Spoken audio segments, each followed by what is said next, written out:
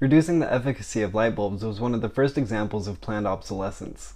In 1925, the world's largest light bulb manufacturers formed a cartel called the Phoebus Cartel with the explicit purpose of reducing the life expectancy of light bulbs. After all, if light bulbs last forever, no one needs to buy any more. And the Centennial light bulb has been running almost continuously since 1901.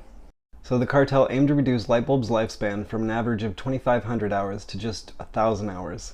And after the agreement, it took a few years of innovation and engineering to make their light bulbs shitty enough to meet their goals. They even had libraries of testing rooms where the cartel would audit bulbs and find manufacturers whose bulbs went over the mark. And it totally worked. They made their light bulbs worse and made a lot of money.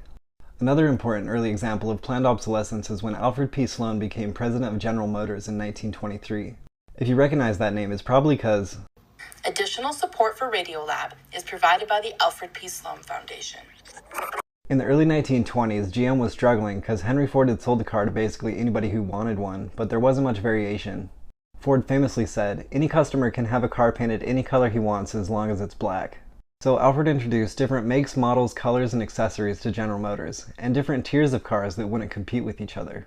So buyers could stay within the General Motors family of cars as their buying power increased, moving from Chevrolet to Pontiac to Oldsmobile to Buick and Cadillac.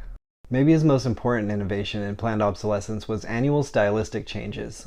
So every year a new flashier model would come out and people would fawn over the newest and most improved thing. Like a new psychological planned obsolescence where the car would seem out of date within 3 years of buying it. Certainly that sounds familiar.